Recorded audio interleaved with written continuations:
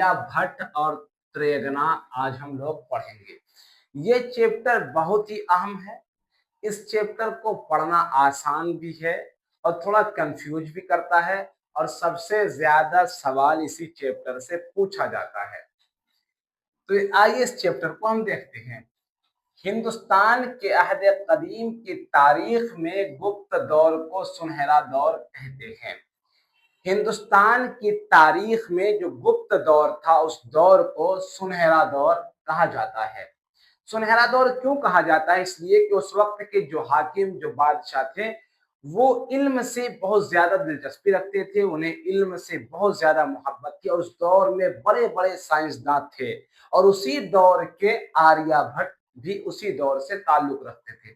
आर्यभट्ट का ताल्लुक भी उसी दौर से था, यानी अहद कदीम गुप्त दौर से आर्यभट्ट का ताल्लुक था। आर्यभट्ट अपने दौर का अजीम माहिर इल्मे नुजूम, इल्मे रियाजी, इल्मे जबर था। आर्यभट्ट अपने दौर में इल्मे नुजूम में, इल्मे रियाजी में और इल्मे जबर में बहुत माहिर थे। उस वक्त इसके जोड़ का कोई नहीं था। उसका मशहूर माहिर इल्मे रियाजी पाइथागोरस की रहनुमाई आर्यभट्ट ने की थी। पाइथागोरस ये मशहूर इल्मे रियाजी के माहिर हैं। इनकी रहनुमाई जो की थी वो आर्यभट्ट ने ही की थी। आर्यभट्ट की पैदाइश कब हुई? 476 में और वफात 564 में। आर्यभट्ट के पैदाइश के बारे में कोई हतमी फैसला नहीं है। कोई ये नहीं कह सकता कि ये इसी तारीख को पैदा हुआ है, बल्कि लोगों ने अलग अलग अपनी बातें रखा है। बहुत लोगों ने एक कयास लगाया, अपने अकल को लगाया और उन्होंने आर्यभट्ट की जाए पैदाइश त्रेगना बताया और कहा कि आर्य बाद लोगों ने कहा कि आर्यभट्ट की पैदाइश पटना के मगरिब खगोल में हुई।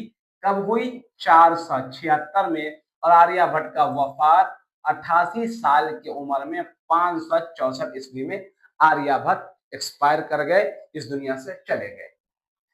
उसके बाद है आर्यभट्ट पटना से 30 किलोमीटर जुनूब में मसूरी के नजदीक त्रेगना में अपना तजर्बागाह कायम किया था।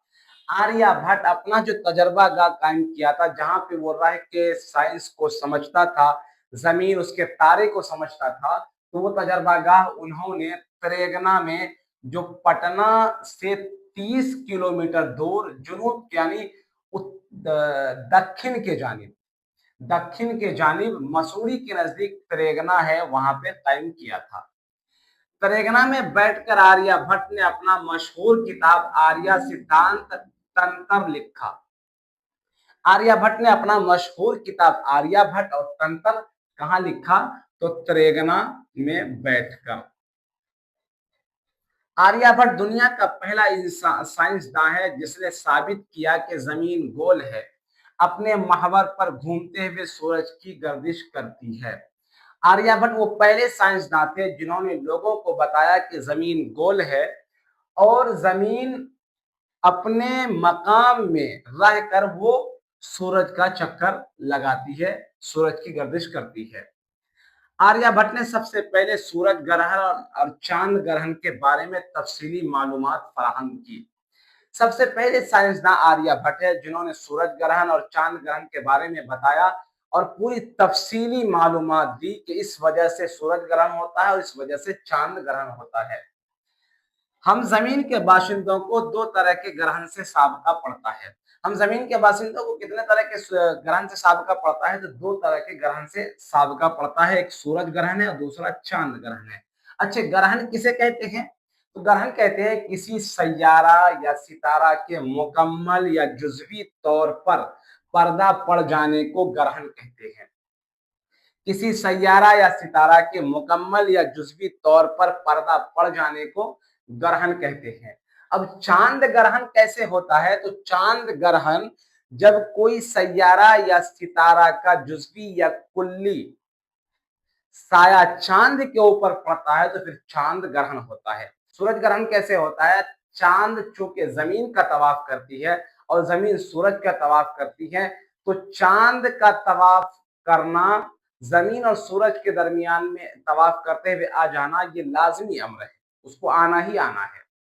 तो जब चांद जमीन और सूरज के दरमियान में आता है तो चांद का साया सूरज पे जाता है और सूरज की रोशनी जमीन पे आने से रुक जाती है और वो साया रोशनी को आने से रोक देता है, तो हम कहते हैं कि सूरज ग्रहण हो गया। उसको आप थोड़ा सा समझें। मिसाल के तौर पे ये है सूरज, इसे हम सूरज बना लें, सूरज बना लें इसे।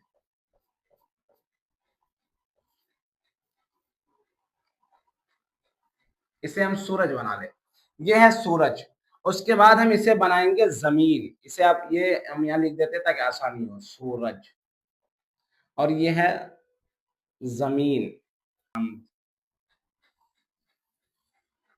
इसे हम बना ले चांद। अब चूंकि ये सूरज अपनी जगह पे है, ये किसी का गर्दिश नहीं करता, जमीन जो है ये सूरज का चक्कर लगाता है और ये चांद जो है ये जमीन का चक्कर लगाता है। तो जब चांद जमीन का चक्कर लगाते हुए जमीन का और सूरज के दरमियान चांद का ये आना ही आना है, इसलिए कि जमीन सूरज का चक्कर लगा रहा है और चांद जमीन का चक्कर लगा रहा है। तो चांद चक्कर लगाते लगाते कभी ना कभी तो सूरज और जमीन के दरमियान आएगा ही आएगा। तो जब चांद सूरज और जमीन के दरमियान जब चांद आएगा तो ये अपना साया सूरज पे डालेगा, ये अपना साया सूरज पे डालेगा। अब सूरज की जो रोशनी है, जब इसका साया डलेगा तो सूरज की जो रोशनी है वो जमीन तक नहीं पहुंचेगी। जब जमीन तक नहीं पहुंचेगी तो हम कहते हैं कि ये सूरज ग्रहण है, हम कहते हैं ये सूरज ग्रहण है। अच्छा, चांद कभी पूरा साया डालता है और कभी आधा साया डालता है।